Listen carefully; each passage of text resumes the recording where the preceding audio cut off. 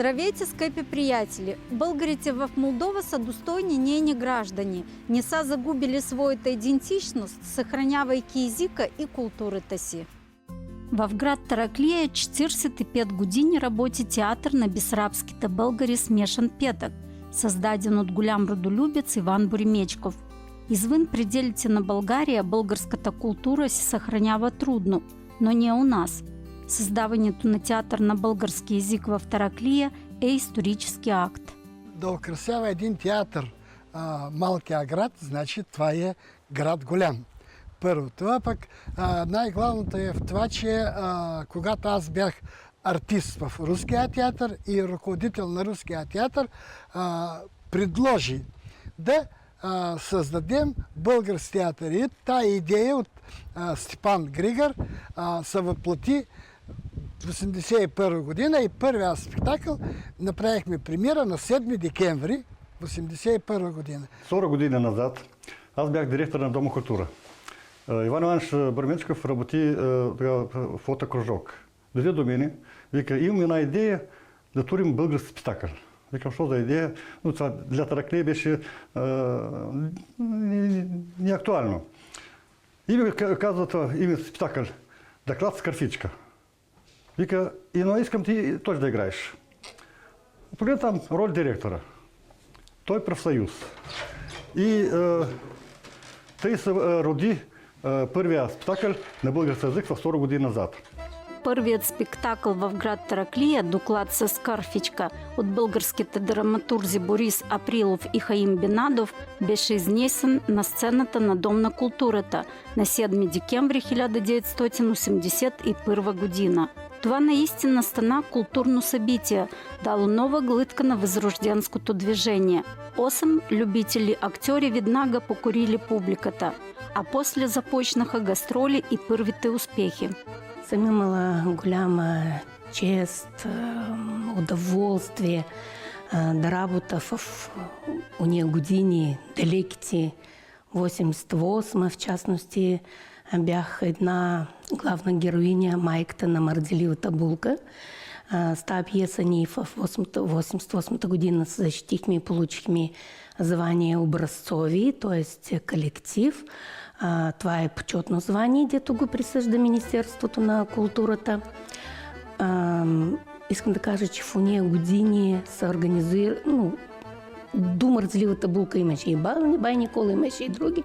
И от тогава нататък театър започна да расте, да работи и в 1988 година ние вече получихме звание Народен театър, а в 2000-та година кметството на град Тараклия, тогава беше кмет Степан Цолов, приеха решение да навземат на щат. И ние тогава бяхме 13 бройки в театъра.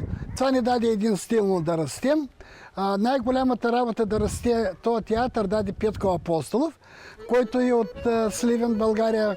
Той 15 години беше с нас и направихме с него всичката класика на България. И благодарение на Буджарска вълна ние имаме заснети и излъчени 5 спектакла с Петко Апостолов, това беше.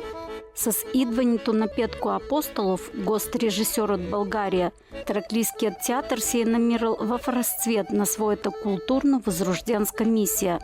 Те участват в различни театрални фестивали в Стара Загора, Широка Лъка, Смолянско, Добрич, много пъти в Тополовград, Каварна, Кишинев, Болград. А още театърът на бесарабските българи получава собствена сграда и се мести да работи в читалището Олимпий Панов. С времето се появяват и млади талантливи актьори и режисьори.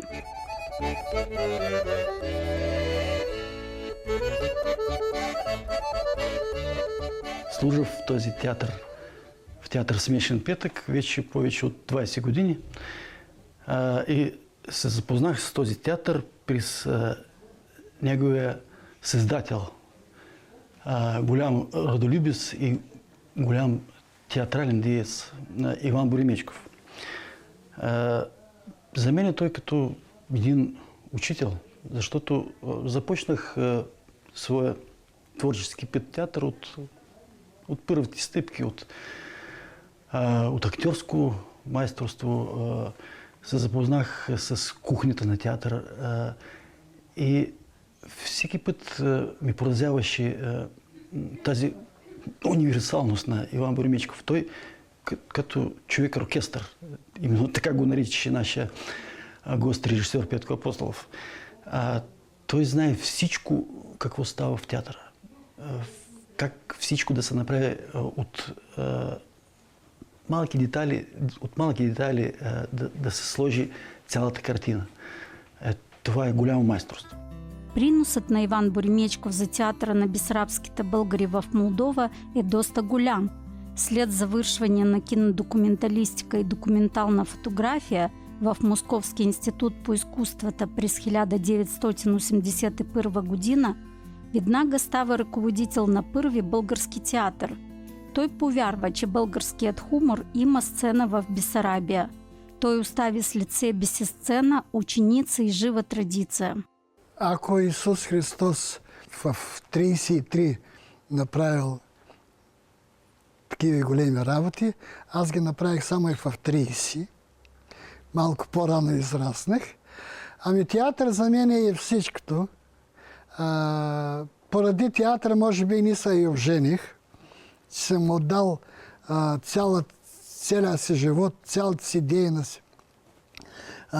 Това едно е да го обмислиш, когато си сам, и да можеш да го предадеш на хората и ти да го възприемат, че това направление, където ти го искаш, е правилно и може да се направи. И от тук аз съм благодарен, да кажем, на тези тараклийци, защото аз, както на който къща не съм почукал да поискам някаква помощ, да ми разкажат за някакви обряди или за нещо, или на която порта не съм почукал да дойдем с коледарски празници или с Трифон, те не откривали и насрещали. И това ми даваше и голяма енергия. Кото съм можал, съм го дал на театъра. Главното дело в живота на Иван Иванович – театър «Смешен петък». Има добър фундамент, значи ще има и славно бъдеще. За Иван Боримечков може да се говори много. Обаче неговият труд в Молдова е удостоен само с медал Мерит Олчивик. А от страна на България той е носител на орден Иван Вазов, както и на почетен медал Свети Паисий Хилендарски, медал Васил Левски. Също през 2013 година Иван Боримечков е удостоен със сребрен почетен знак от Министерство на външните работи и почетен знак от град Сливница. Всички тези награди са му връчени за значителния принос в съхраняването и развитието на българската култура и традиции в Република Молдова. Обаче Иван Иванович никога не беше лишен от любовта и признанието на публиката. Знаеш, какво ми се иска? Аз искам да поблагодаря всичките артисти, актьори и да поблагодаря всички тези тараклийци, които аз съм виждал, че може да стане от тях артист, съм ги канял и тия дойдеха в театър, прославяха театъра и до сега днешен го прославляват. Това са една плеяда от много артисти, които по някакви причини напускали театъра, правили всичко, но днешните актьори, които са на сцената, това са цветето на нашия театър. Най-хубавото, която с една радост довадат на работа, се радват, че са в нас. Аз така мисля, защото аз съм уверен в това, че, защото ти живеят, взеха да живеят както аз живея в театъра и ти така живеят. И от тук ми е хубавото.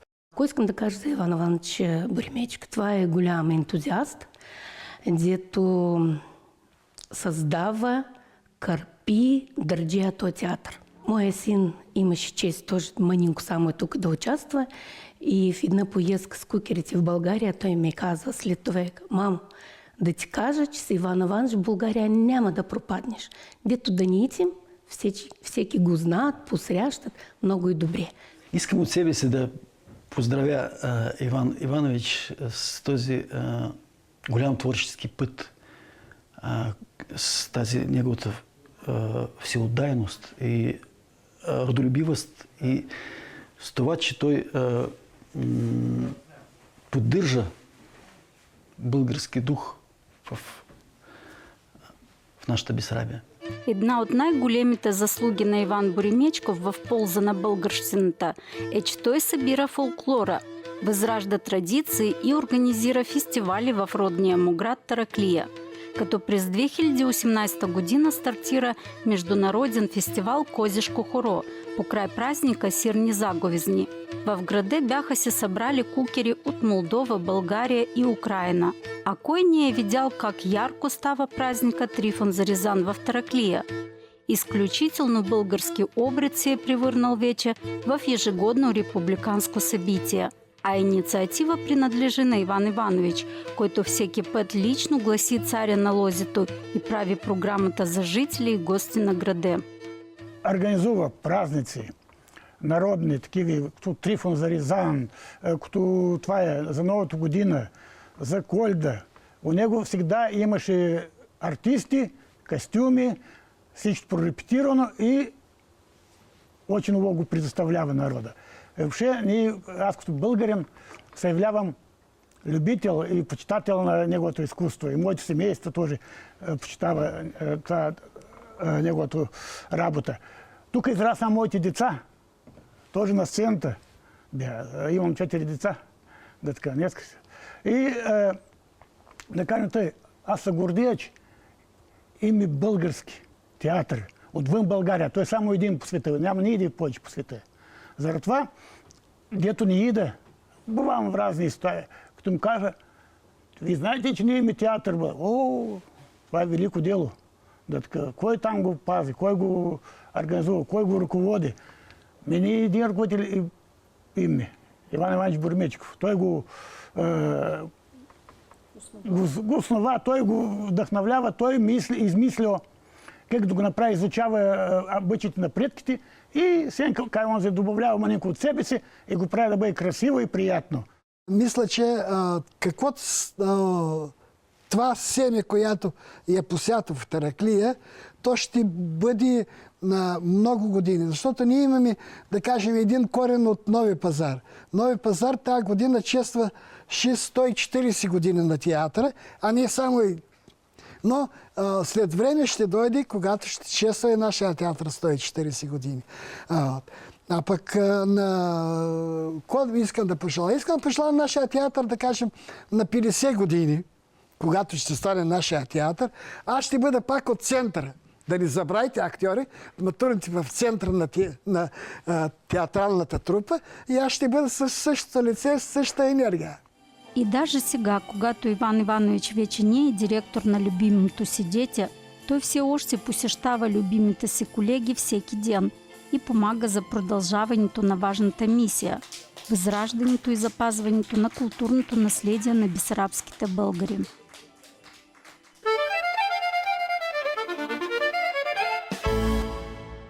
В навечерието на Международния ден народния език, който се отбелязва на 21 февруари, състоянието на майчиния език в Молдова е особено актуално. По този случай ние се обърнахме към изпълнителната власт на страната, тъй като още преди около 30 години е създаден специален отдел към Министерство на образованието, службата за политики в областта на междуетническите отношения, която от няколко години е оглавена от нашия сънародник Иван Доминика. Здравейте! Тук е ми работното място. От ноември 2023 година работя към Министерството образованието и изследването на Република Молдова и нашата служба се занимава с интеграцията в обществото на националните малцинства. А сега ще се преместим в други кабинет, където ще имаме интервю. Малък колектив на службата, 3 души, извършва мащабна работа.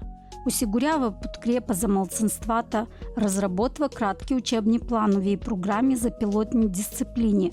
Планира откриване на моделни класове по български език, литература, история и култура. Този отдел е важно звено в държавната структура и отговаря на изискванията на международните организации за защита на правата на националните малцинства. Ако говорим за самият фактор родния език и етническите младсинства, има много голяма роля държавата в поддържането на развиването на езиците. Защото това е едно от задълженията, един от ангажаментите на Република Молдова, както държава, на международната арена. И това го засягат и международните документи на Организацията на Обединените нации, където Молдова си взе задължение не само да спазва езиците, а именно и да ги развива. Как бихте описали състоянието на майчините езици в Молдова днес? Ако даваме обща характеристика, то ще ви кажа, че ние се намираме на много високо ниво за запазването и популяризирането на родните езици. Това, че в нашите основни документи, както например в образователния кодекс, звучи четко и ясно 10-та статия, че се осигурява за държавния бюджет изучаването на родния език, а също така на история и култура на етноса, който живее на територията на нашата държава. Каква е ролята на държавата в опазването и развитието на родните езици? В този смисъл се прави конкретни стъпки. Ако говорим за моя период, когато дойдох и възглавих службата за политики в областта за междуетническите връзки, първото, което направихме, това направихме модификация в учебния план за учебните заведения, там където се учат представители на националните малцинства. Първо, добавихме още един час за преподаването на роден език. Например, тогава се говореше само за 3 часа седмично преподаване на украински, български, гагаузски езици. Тук ни позволихме с този учебен план да добавим още един час към родните езици. Що се касае Тараклийският район, където българите живеят компактно, 4 училища от 2024 година веднага приемат индивидуален план, отговарящ на концепцията за мултилингвалното обучение с надежда, че децата с български произход по-бързо ще проговорят на майчиния си език. Плюс виждаме важна мярка в поддържането на родните езици, това е и утвърждаването, както пилотирани, на курикулуми по дисциплината история, традиция и култура на народите. И искам да ви отбележа, че за първи път утвърдихме от 2018 година, когато тогава бяха приети курикулуми за първи-четвърти клас. И от тогава до 2024 година преподаватели нямаха с какво да работят. И през август 2024 година Министерството утвърди 6 нови курикула. Но какво направихме ново? Т.е. добавихме и още един етнос, който също така получи възможност да изучава своята родна история и при това на роден език. Това говорим за евреите. Те нямаха даже за първия клас. Това, което сега правим много важна стъпка, работим вече за въвеждането и за ромите. Да ги осигурим и те да учат ромски език. Сега водим преговори с международни експертни организации, които имат голям опит в въвеждането на ромския език в образователния процес. Ще вземем примера и на съседната Румъния, където те, освен това, че учат ромски език, но на ромски изучават и дисциплина история и култура. Така че за първи път в Молдова ще бъде въведено. Именно това, по наше мнение, осигурява интеграцията на националните малцинства. Защото чрез изучаването на родния език, те виждат, че държавата вярва в тях, държавата иска, т.е. те да знаят свой роден език и тя им дава всичките възможности. Ролята на държавата е да създаде баланс между интеграцията и съхраняването на езиковото многообразие. В повечето случаи инициативите, които произхождат на местно ниво, например като Денят на Васил Левски в Тараклия, Министерство на образованието незабавно го подкрепя и популяризира. Културни мероприятия, фестивали, конкурси възпитават толерантност и уважение между различните езикови общности. Ето един от най-актуалните въпроси, това е запазването на гагаузски език, който е включен в атласа на ЮНЕСКО, както езиците, които много са положени на изчезновение.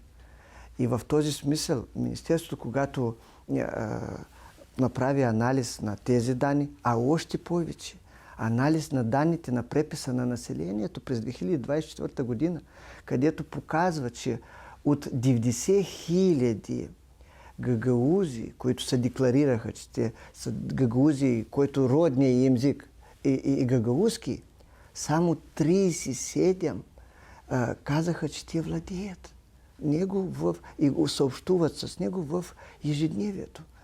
Тази цифра критична и тя още повече положи и Министерство на образованието да предприемем категорически мерки в защита на този език. Значи беше посещение на господин министър в Комрат, където той, само да разберете хронологически как това се правеше много бързо. Значи 27 ноември господин министър е в Комрат, се среща в Комрат с преподаватели, гагаузаведи. Господин министър Дан Перчун слуша ги. Значи се връща. На 12 декември се създава межведомствена комисия, значи на нивото на Министерството, Управлението образование на гагаузите, Комратски държавния университет, коледж, където обединява всички тези специалисти. Съм назначен както координатор на тази група. Значи на 24 декември вече първото заседание на тази група, където се полагат цели и задачи. На 29 декември вече се правят фокус групи отделно с всеки на институция. Тоест, ние ги събираме така изобщо да го не. Говорим с целенасочено. Само с детските градинки, само с училища, само с университети. И след това, ето ние вече сме на финалната стадия да представим значи, планът, националния план за запазването и популяризирането на гагаузски език за 2026-2027 година. Освен това, също така сме в финалната стадия за другия програм за популяризирането и на украински език. Украинците са първо етническото малцинство по многобройността. Да? Но те са трето по изучаването на родния език. Тоест, първите са гагаузи 12 000, след това са българите 9 000 и след това украинците са 5 000. Освен защита и развитие на майчините езици, голяма работа се провежда с етническите групи по владеене на държавният език на страната. Организират се безплатни курсове за възрастно население, създавайки условия за социална сплотеност и пълноценно участие във всички сфери на обществения живот. Разбираме, че всичкото това трябва да бъде централизирано, защото имат и други организации, не говорим само за Министерството на образованието, когато международни организации, неправителствени организации организират тези курсове на свое ниво. Но така се сложи, че това е много така мозаично. Тоест, можеш да видиш тези курсови в различни населени места, но все пак този човек, който, например, звъни в Министерството, не знае, че в неговото населено място има курсове. Ние сега разработихме интерактивна харта, която включава данни за всичките тези езикови центрови. Когато човека, например, живее в Тараклия, той може да включи Тараклия и там да види къде има този курс, кога работи прямо и към кого да се обърне. Това е много важно и беше даже направено в контекста на другия кризис, на беженския кризис. Защото при нас в един момент дойдоха над 100 000 беженци, които изобщо не са чували румънски език и ние биваше да ги осигурим и с центрове, където да учат. А как може да се намери тази харта? Да, тази харта има и на сайта на Министерството образованието и изследването на Република Молдова и всеки един желаещ може да я акцесира. Какво послание бихте отправили по повод Международния ден на майчиния език? Се обръщам към всичките представители на етноси на нашата държава с послание да запазват своя език, да популяризират езика, защото е много важно, когато човека знае своя роден език. Именно знанието на родния език говори, че той запазва връзката с корените си. Запазвайки връзката с корените си, ти запазваш паметта откъде идва твой народ и твоя род. Нека и по-нататък и заедно с държавните органи да правим всичкото възможно и родните езици все така да имат свой живот в нашата държава. Молдова има богата история в насърчаването на междуетническия диалог и зачитането на правата на етническите групи.